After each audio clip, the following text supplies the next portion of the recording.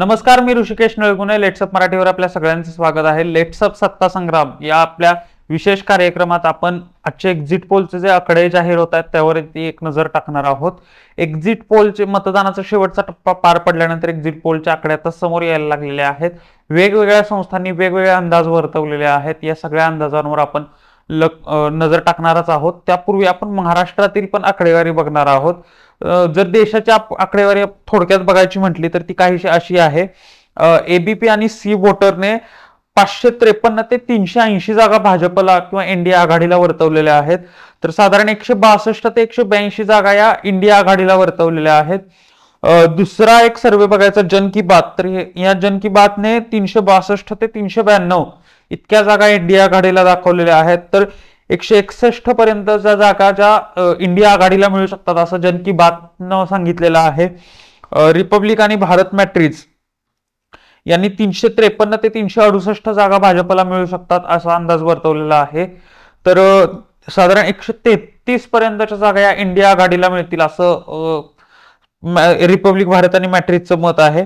News नेशननं जो सर्वे केलेला आहे त्यामध्ये 342 ते 378 दरम्यानच्या जागा इंडिया आघाडीला मिळतील असं म्हटलं जातंय. तर इंडिया आघाडीला साधारण 153 ते 169 इतक्या जागा मिळतील.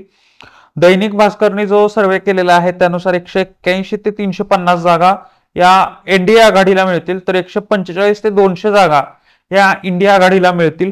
म्हणजे साधारण बघितलं तर दैनिक भास्कर हा एकमेव सर्वे असा आहे ज्यांनी 201 पर्यंतच्या जागा इंडिया आघाडीला दर्शवलेल्या आहेत.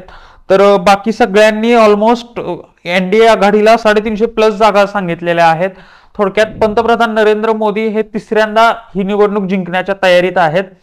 जर महाराष्ट्राच्या आकडेवारीकडे आपण लक्ष टाकायचं म्हटलं तर महाराष्ट्रामध्ये आपण उत्तर महाराष्ट्रापासून सुरुवात केली तर नंदुरबारमधून डॉक्टर हिना गावित ज्या भाजपच्या उमेदवार आहेत त्या आघाडीवर असल्याचं दिसून येत आहे आपल्याला. हा TV9चा सर्वे आहे. या TV9च्या सर्वेच्या हवाल्याने आपण हे पुढचे सगळे कोण पराभूत आणि कोण विजयी यापेक्षा कोण आघाडीवर राहू शकतं आणि कोण पिछाडीवर असू शकतं याचे हे अंदाज आहेत. तर नंदुरबार मधून डॉक्टर हिना गावित ज्या भाजपच्या उमेदवार आहेत त्या आघाडीवर असू शकतात. काँग्रेसचे उमेदवार गोवाल पाडवी हे पिछाडीवर आहेत. धुळे मतदारसंघातून भाजपचे सुभाष भामरे आघाडीवर आहेत तर काँग्रेसच्या शोभा बच्छाव या पिछाडीवर आहेत. जळगाव मधून भाजपच्या स्मिता वाघ आघाडीवर असल्याचं दिसून येतं. तर ठाकरे गटाचे उमेदवार आहेत करण पवार, त्यांना पिछाडीवर राहावं लागतंय. रावेर मधून रक्षा खडसे या विजयी होऊ शकतात. रक्षा खडसेंसाठी रावेरची जागा सेफ मानली जाते तर त्या इथून थोड्या आघाडीवर दिसून येत आहेत. जे श्रीराम पाटील जे शरद पवार गटाचे उमेदवार होते, जे उद्योजक होते, जे अखेरच्या टप्प्यात या निवडणुकीत आलेले होते, म्हणजे आधी भाजपमध्ये होते, ते भाजपमधून अगदी फॉर्म भरायच्या काही दिवस आधीच ते शरद पवारांकडे आलेले होते, त्यांना तिकीट मिळालेलं होतं पण ते विजयी होताना या निवडणुकीत काही दिसत नाहीयेत. दिंडोरीमधून भारती पवार या पिछाडीवर आहेत, त्यांना पराभवाचा सामना करावा लागू शकतो. तर इथले जे शरद पवार गटाचे उमेदवार आहेत भास्कर भगरे ते विजयी होऊ शकतात असा TV9चा अंदाज आहे. TV9च्या अंदाजात आपण थोडं ऍड करूया. तिथं भारती पवार यांना शेतकऱ्यांचा जो कांद्याचा मुद्दा होता त्या मुद्द्यावरती बरंच शेतकऱ्यांच्या रोषाला सामोरं जावं लागलं होतं त्यांना. याचा फायदा कुठेतरी भास्कर भगरे यांना होताना दिसतोय. आपण मुंबईकडे गेलं तर मुंबईमध्ये दक्षिण मुंबईतून अरविंद सावंत हे आघाडीवर असल्याचं TV9चं मत आहे. तर शिंदे गटाचे यामिनी जाधव यांचा पराभव होऊ शकतो. इकडे वर्ध्यात आलो, विदर्भात आलो आपण तर वर्ध्यातून भाजपचे रामदास तडस आघाडीवर आहेत तर शरद पवार गटाचे अमर काळे पिछाडीवर आहेत. अनेक माध्यमांनी असं पण सांगितलंय की अमर काळे यांचा कदाचित विजय होऊ शकतो. ते जे शेवटच्या टप्प्यात त्यांनी प्रचारात आघाडी घेतली होती त्याचा त्यांना फायदा होऊ शकतो. वरती विदर्भात आणखी वरती गेलं तर रामटेक मधून शिंदे गटाचे राजू पारवे आघाडीवर आहेत. ते आधी काँग्रेसचे आमदार होते, नंतर ते भाजपमध्ये जाण्यासाठी इच्छुक होते पण त्यांना ती जागा शिंदेना सुटल्यामुळे त्यांनी शिंदे गटाचा मार्ग पत्करला होता. काँग्रेसचे जे श्यामकुमार बर्वे त्यांच्या पत्नी होत्या, त्यांचा उमेदवारी अर्ज बाद झाला होता त्यांच्या जात प्रमाणपत्राच्या मुद्द्यावरून.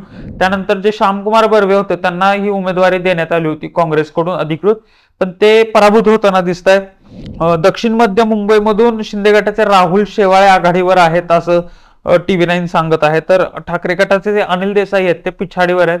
मुंबईतली ही एक इंटरेस्टिंग लढत होती. राहुल शेवाळे आणि अनिल देसाई यांच्यामधली, पण इथं शिंदेची सरशी होताना दिसतीये. तिकडे यवतमाळमध्ये शिंदे गटाला धक्का बसू शकतो. राजेश्री पाटील या ज्या शिंदेच्या उमेदवार होत्या त्यांना पराभवाचा सामना करावा लागू शकतो.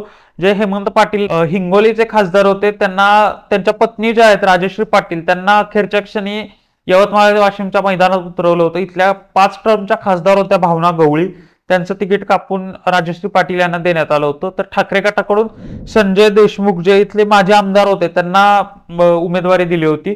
त्यांच्या उमेदवारीचा कुठेतरी फायदा होताना दिसतोय. चंद्रकांत खैरे की संदीपान भुमरे, औरंगाबादची एक इंटरेस्टिंग लढत होती. तर यामध्ये चंद्रकांत खैरे पुन्हा खासदार होऊ शकतात असं अंदाज वर्तवला जातोय. जे शिंदे गटाचे आमदार आहेत संदीपान भुमरे असतील किंवा जे आत्ताचे विद्यमान खासदार इम्तियाज जलील, त्या दोघांना इथून पराभव स्वीकारावा लागू शकतो. इकडे आपण पश्चिम महाराष्ट्राकडे आलो तर शिरूरमध्ये शरद पवार गटाचे अमोल कोल्हे आघाडीवर दिसून येत आहेत. इथले राष्ट्रवादीचे जे उमेदवार आहेत शिवाजीराव आढळराव पाटील, त्यांना पराभवाचा सामना करावा लागू शकतो. शिंदेच्या गटातून ते राष्ट्रवादीमध्ये आले होते. त्यानंतर अजित पवारांनी त्यांना येताच उमेदवारी पण जाहीर केली होती. त्यांच्या उमेदवारीचा कुठेतरी त्यांना तोटा होताना दिसून येतोय. मावळच्या एक्झिट पोल मध्ये बघायचं झालं तर श्रीरंग बारणे आघाडीवर आहेत. मुंबई आणि रामटेक नंतर मावळमध्ये एक शिंदेना गुड न्यूज मिळताना दिसते. जे त्यांचे इथले विद्यमान आमदार आहेत श्रीरंग बारणे, त्यांच्यासाठी इथून विजयाचा मार्ग सुकर आहे. पुण्याच्या लढतीवर सगळ्यांचंच लक्ष लागलं होतं. रवींद्र धंगेकर की मुरलीधर मोहोळ, अशी ही जी चर्चा होती, या चर्चेत मुरलीधर मोहोळ यांची सरशी होताना दिसतीये. तर तिकडे रायगडमध्ये सुनील तटकरे आणि अनंत गीते या 2 तुल्यबळ उमेदवारांमध्ये लढत झाली होती. तिथे सुनील तटकरे पिछाडीवर आहेत असं TV9चं मत आहे. धुळ्यात महायुती की मविया, कोण मारणार बाजी, तर या प्रश्नात सुभाष भामरे आघाडीवर दिसून येत आहेत. भाजपचे जे आत्ताचे विद्यमान खासदार आहेत त्यांना पुन्हा एकदा विजयाची संधी आहे. इथं जळगावमध्ये भाजपच्या स्मिता वाघ आघाडीवर आहेत, तर ठाकरे गटाचे करण पवार पिछाडीवर आहेत. तिकडे कल्याणची इंटरेस्टिंग लढत होती. कल्याणमध्ये ठाकरे गटाकडून वैशाली दरेकर यांना उमेदवारी दिली होती. तर इथं मुख्यमंत्र्यांचे सुपुत्र कल्याणमधून श्रीकांत शिंदे यांना उमेदवारी जाहीर करण्यात आली होती. 2 याद्यांनंतर त्यांची उमेदवारी जाहीर करण्यात आली होती. अनेक सस्पेन्स होते त्यांच्या उमेदवारीवरती, पण अखेरीस मुख्यमंत्र्यांचे पुत्र म्हणून कदाचित त्यांना बेनिफिट मिळताना दिसतोय. त्यांचा इथून विजय होऊ शकतो. नाशिकमध्ये आपण गेलो तर नाशिकमध्ये शांतिगिरी महाराज नेमका कोणाचा गेम बिघडवणार याची अनेक चर्चा होती. नेमके महायुतीचे जे हेमंत गोडसे आहेत त्यांचे की महाविकास आघाडीचे राजाभाऊ वाजे, हे 2 शिवसैनिकांमध्ये लढत होती. यामध्ये हेमंत गोडसे यांना फटका बसू शकतो असं TV9ने सांगितलेलं आहे. तर नांदेडमध्ये आपण बघू शकतो, नांदेडमध्ये अशोक चव्हाण ऐनवेळी भाजपमध्ये आले होते. त्यांना कुठेतरी भाजपला फायदा होताना दिसतोय. प्रताप पाटील चिखलीकर इथून विजय होऊ शकतात असं TV9ने सांगितलेलं आहे. होम पिचवर मुख्यमंत्र्यांना धक्का बसू शकतो. कल्याणमध्ये त्यांचा पुत्र जरी विजयी होत असला तरी ठाण्यातून एकनाथ शिंदेना धक्का बसू शकतो असा अंदाज आहे. ठाण्यातून नरेश मस्के पिछाडीवर आहेत, तर ठाकरे गटाचे खासदार आहेत राजन विचारे, ते आघाडीवर असल्याचं दिसून येतंय. परभणीमध्ये महादेव जानकरांना धक्का बसू शकतो. इथे ठाकरे गटाचे जे उमेदवार आहेत बंडू जाधव, ते ज्यांना बंडू बॉस नावानं ओळखलं जातं, ते पुन्हा एकदा इथनं खासदार होत आहेत. तर महाराष्ट्राच्या एकूण आकडेवारीवर नजर टाकायची झाली तर 22 ते 23 जागा महायुतीला आणि 23 ते 24 जागा महाविकास आघाडीला मिळण्याचा अंदाज आहे. समसमान लढत होते ही. महायुतीनं 45+ नारा दिला होता, पण कुठेतरी महायुतीला रोखण्यात महाविकास आघाडीला यश आल्याचं दिसून येत आहे. नेमकं आता यातले कितपत आकडे खरे ठरणार, कितपत खोटे ठरणार हे 4 जूनला आपल्याला कळून येईलच.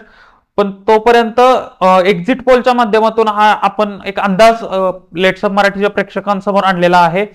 नेमकं आता काय होतं हे 4 जूनला कळून येईलच. तोपर्यंत पाहत राहा फक्त लेट्सअप मराठी.